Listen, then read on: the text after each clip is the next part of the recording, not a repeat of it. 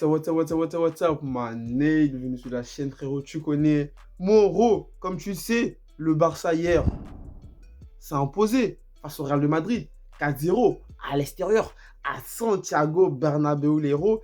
Et j'aimerais bien revenir encore sur ce match, parce que là, on a eu les notes des joueurs qui sont sortis, Moro, les notes du 11 de départ de FC Barcelone, parce que hier, le Barça nous a offert une masterclass. Même si dans les derniers matchs du Barça avant ce Classico, on avait vu un Barça qui nous montrait un football de qualité. Mais quand je dis un football de qualité, c'est vraiment un football, mon gars, de qualité. Donc, on va partir pour les notes des joueurs. On va commencer par Ter Stegen. Ter Stegen qui a fait pour moi un très beau match. Il a une note de 8 sur 10. Voilà, et après, il y a des petites illustrations qui illustrent sa note. Une intervention cruciale à 0 partout qui conditionne la suite du match. Il n'a pas tremblé ensuite. Clean sheet pour le portier barcelonais, Barry Moro. Ter Stegen là, avec ce nouveau Barça là, ça fait 2 matchs. Clean sheet en Liga. On a battu Osasuna 4-0. Et là, on a enchaîné encore 4-0. Ah ouais, c'est vrai. Hein. Là, on fait que des 4-0. C'est vraiment, c'est vraiment... Là, tu vois, là, même en plein débrief, en plein retour sur le Classico, là, tu vois, là, même, je suis choqué en plus. Je suis choqué. 2 matchs d'affilée qu'on remporte 4-0. Et ensuite, pour la note d'Araujo, Araujo, 8 sur 10. Le mec, il avait l'habitude de jouer défenseur central. Et dans ce Classico, le mec, il a joué latéral droit. Et il a vraiment, pour moi, mangé Vinicius Junior, mon gars. Araujo, il a fait un très beau match. Même si il n'a pas un physique de latéral. Mais le mec, il a vraiment bien géré au niveau défensif. Gérard Piqué, voilà, hein, Gérard Piqué, 7 sur 10. Piqué, son match, il était propre. Il a fait un match propre. Eric Garcia, j'avais un peu des doutes pour ce match à propos d'Eric Garcia. Comme je le dis à chaque fois, Eric Garcia, il nous a fait perdre des points. On ne va pas se le cacher. En début de saison, les erreurs que Eric Garcia a fait en début de saison, on a quand même perdu des points par ces erreurs-là. Mais pour ce match, Eric Garcia a une note de 7 sur 10. Pedri, 8 sur 10. Hein. Pedri qui nous a marqué un super beau but face à Galatasaray. Pour ce Classico, Pedri, il a fait un très beau match. Pedri, il a fait un très beau match. Busquets, une note de 7,5 sur 10. Sergio Busquets, Moro, il a fait pour moi aussi un très beau match. Pour moi, franchement, le milieu de Barça, ils ont vraiment géré le match. Que ce soit dans la possession, que ce soit dans les automatismes, pour trouver les attaquants, c'était vraiment magnifique, Moro. Frankie de Jong, qui a eu la meilleure note parmi les 3 milieux de terrain, il a une note de 8,5 sur 10. De Jong, franchement, voilà, et qui était un peu critiqué ces temps-ci par sa qualité de jeu qui n'était pas voilà, formidable, qui n'était pas vraiment... on avait connu mieux que ça venant de Jong. Mais là, De Jong qui commence à revenir, franchement, il commence à retrouver... comment dire? Il commence à retrouver ses qualités. Le mec et tout, il enchaîne des très bonnes performances. Et aussi, je tiens à dire que, franchement, dans cette équipe du Barça là, on a l'impression que Xavi, il a trouvé... comment dire, au fait, une certaine harmoniosité dans le groupe, au fait. Tu as l'impression que chaque joueur est à sa place, chaque joueur sait ce qu'il a à faire et chaque joueur fait ce qu'il a à faire sur le terrain, en fait, Moro. On n'a pas un effectif où, sur le terrain, les mecs qui sont perdus sur le terrain. Aubameyang, il en attaque, il plante des buts. Busquets, De Jong, Pedri, ils sont sur le terrain, ils font le job. 2 fois, Gabi, il rentre, il fait le job. Araujo, qui n'a pas l'habitude, comme je l'ai dit, de jouer latéral, face à ce Classico, il a fait le job. Et il savait ce qu'il avait à faire, en fait. Et c'est ce qui est bien. C'est ce qui est bien dans ce Barça-là. Et je tiens à féliciter Xavi d'avoir trouvé une cohérence dans ce groupe. Ousmane Dembélé, voilà Dembélé, hein. Si tu regardes cette vidéo, Ousmane Dembélé, même si je sais que tu ne vas jamais tomber sur ma vidéo, mais je tiens à dire, s'il te plaît, mon gars, prolonge au Barça, parce que là, tu nous montres que, au fait, tu nous montres au fait que, franchement, que t'es un joueur de qualité, au fait. T'es un joueur de qualité. Même si tu étais venu au Barça, voilà, t'as signé en même temps. Voilà, c'était au moment où il y avait la hype. Mbappé, il avait signé au PSG, Neymar. Toi, t'es venu au Barça. On attendait beaucoup de toi. Tu t'es beaucoup blessé. Et là, dans les moments difficiles où le Barça était dans le trou, on était vraiment dans le fond, c'est là que toi, tu t'es dit que là, tu vas montrer tes qualités au Barça. Et franchement, ça arrive au meilleur des moments, en fait. Ça arrive des meilleurs des moments. Franchement, pour ma part, même si on aurait tous aimé que tu nous montres ces qualités-là avec tes débuts avec le FC Barcelone, mais même si là, tu commences vraiment à nous les montrer, c'est cool, au fait. C'est bien. Tu nous permets de remporter des matchs, tu es décisif Et là, je pense que maintenant, tu vas être titulaire dans le groupe du Barça, voilà, parce qu'on a quand même maintenant le trio offensif, Ferran Torres, Aubameyang, Ousmane Dembélé, et je pense qu'encore Moreau, tu pourras encore nous faire gagner beaucoup de matchs et encore enchaîner encore plus de passes D. Donc Dembélé, s'il te plaît, si tu regardes cette vidéo, prolonge le Barça, mon gars. Franchement, on t'aime tous et voilà, on espère que tu pourras prolonger ce Barcelone.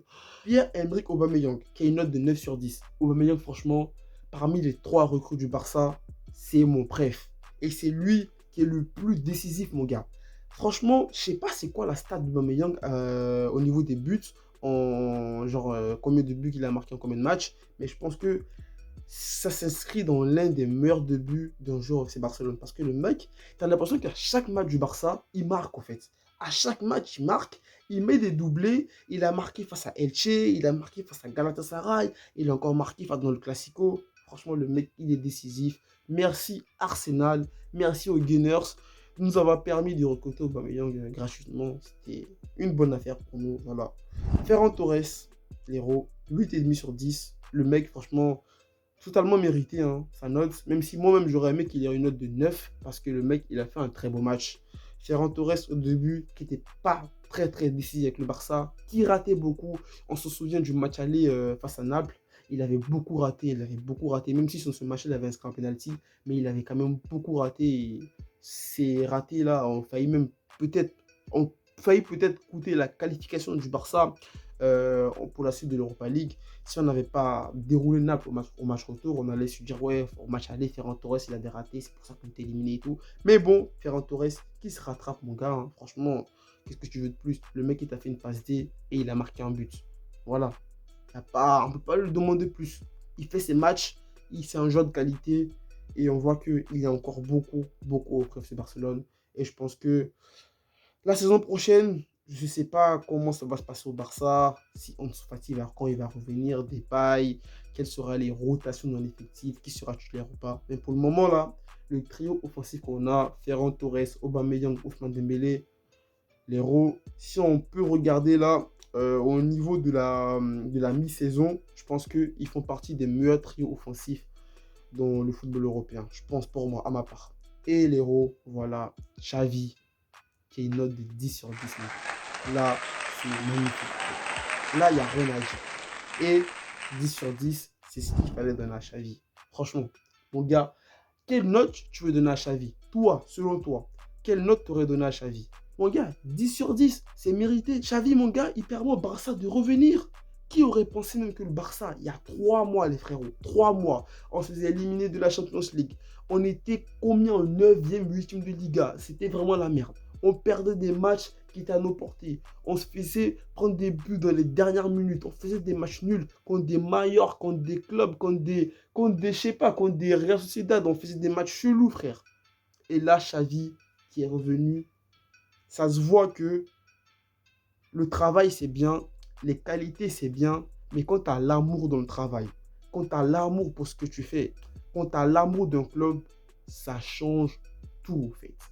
Regardez par exemple, un exemple. À Man United, Monsieur Sir Alex Ferguson. Ça se voyait, le mec, il avait l'amour du club. Et il a fait quoi à United? Il a permis à United de remporter de multiples trophées. Zidane, le mec, il a joué au Real. Le mec, il avait l'amour du club. Il est allé au Real de Madrid. Le Real, ils ont fait quoi? 3 Ligues des Champions, mon gars, d'affilée. 3 Ligues des Champions d'affilée. Ouais, vous voyez, les frérots. Lorsque tu as l'amour du club dans ce que tu fais, même lorsque tu as l'amour dans ce que tu entreprends dans la vie, mon gros, ça peut que marcher, au fait. Ça peut que marcher. Et on le voit hein, au PSG. Vous voyez, je ne sais pas si les gars qui sont au PSG ont l'amour du club, mais voilà. Messi, on ne peut pas se dire que Messi, Neymar, ils ont l'amour du club. Bon, bref. Tu vois, Mbappé, il a l'amour du club du PSG. Mbappé, qu'est-ce qu'il fait au PSG? Il déroule, le mec, il a des bonnes stats. Mais lorsque, voilà, c'est un exemple que je vais vous donner. Lorsque tu n'as pas l'amour dans un truc que tu fais, c'est difficile que ça marche. Et pour nous, ça marche parce que Xavi a l'amour du club. Donc, c'est plutôt cool. Après, on a eu aussi d'autres entrées. Gabi, il est rentré. Daniel Alves, Depay, Adama Traoré. Mais les héros, franchement, c'est plutôt cool. Donc, voilà les notes du joueur du Barça post Classico. On a fait vraiment un très beau match. Ça me rassure parce qu'il fallait quand même un gros match, un big match pour rassurer les supporters du Barça, pour se dire que tous les résultats qu'on a fait contre des Bilbao, contre des Valence, c'était pas du hasard en fait. Et ça nous montre que gagner un Classico avec la manière, ça nous montre que le Barça là peut nous encore montrer de très très grandes choses. Et aussi, point positif, c'est qu'au fait, au classement, on revient. On peut même aller chercher la deuxième place. Le 3 avril, on va affronter Séville, si je ne me trompe pas. Voilà, si on gagne ce match, on pourrait passer devant Séville et en plus, on aura encore un match en retard. Et on pourrait bien se placer pour la suite de la saison, c'est-à-dire réaliser notre objectif, se qualifier pour la Champions League de la saison prochaine. Et aussi, si au niveau du championnat, on est vraiment bien, on a quand même et tout, on est quand même assuré de jouer la Champions League de la saison prochaine, on pourra regarder l'Europa League et se dire, ce trophée-là, pourquoi pas aller le chercher? Pourquoi pas aller le chercher? Et ça permettra au Barça de récompenser en quelque sorte cette mi-saison avec un trophée. Que ce soit l'Europa League, mon gros, on s'en fout. Si on a un trophée, non, on sera content. Et ça permettra, comme je le dis, de récompenser le groupe en fait. Parce que quand tu fournis de l'effort, il faut une certaine récompense. Et ces trophées d'Europa League là, franchement, je vous dis la vérité, ça ferait du bien au Barça et ça ferait aussi du bien aux supporters du Barça avec toutes ces frustrations qu'on a endurées. Donc mon gros, voilà, c'était mon petit retour encore sur ce Classico. On va s'arrêter là pour cette vidéo, frérot. Il y a une petite vidéo qui arrive, une vidéo pronostic pour les barrages de la Coupe d'Afrique. Comme tu le sais, hein, là on a parlé de la CAN. Après, elle s'est soldée par une victoire du Sénégal. Et là, ce week-end, je crois que c'est vendredi, je ne me trompe pas, on aura des matchs Sénégal, mon gars, Sénégal-Égypte. On va peut-être revoir Gabaski. On aura la Tunisie qui va encore rejouer. On aura les matchs du Maroc. On aura le match de l'Algérie. Cameroun, mon rôle. Algérie-Cameroun, ça va être un big match. Et on espère que cette fois-ci, les Tunisiens, vous n'aurez pas un arbitre qui va siffler le match à la 15e minute. Donc, je suis les héros. Prenez soin de vous. Prenez soin de votre famille, ne pas les frérots. Restez toujours, comme je l'ai dit, toujours positif. Peace.